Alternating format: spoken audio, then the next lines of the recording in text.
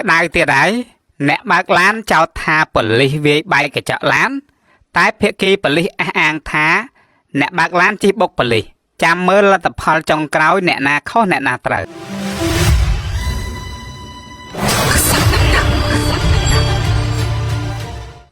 bây giờ mà chết tim mệt trời rương gặp bông tại cái đai tia đấy nè ngày tí buôn khai mi thôn á năm pi pon mà phay pram ní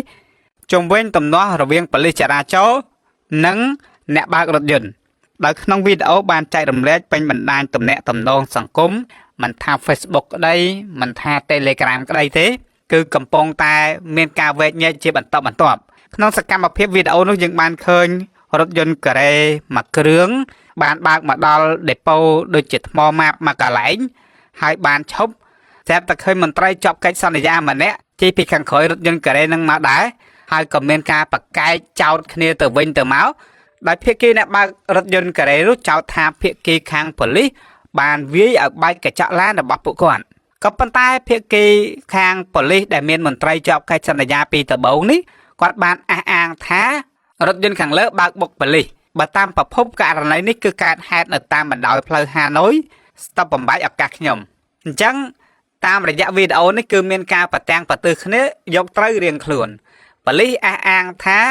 អ្នកបើកឡាននឹងជិះបុកប៉ូលីសហើយអ្នកបើកឡានអះអាងថា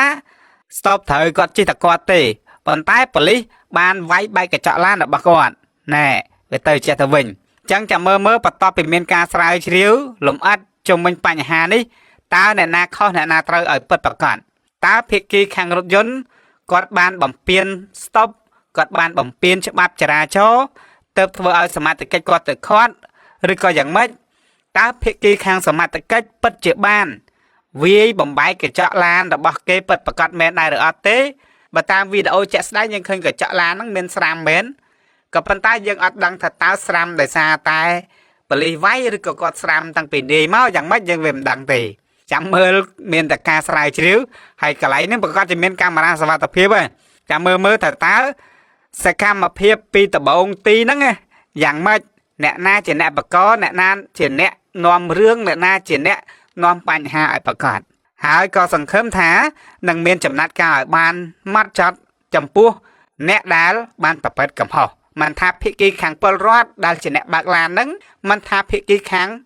កម្លាំងនគរបាលមានសមាជិកចរាចរណ៍នៅបណ្ដោយផ្លូវហាណូយចំណុចកើតហេតុខាងលើនោះទេហើយប្រិមត្តរបស់យើងក៏អាចចូលរួមមតិយោបល់បានដែរប៉ុន្តែសូមចូលរួមដោយក្រមសីលធម៌ទាំងអស់គ្នាកុំជេរផ្តិចផ្ដាសាគ្នានាំតែវាអញ្ញែអញ្ញៃក្នុងសង្គមទេ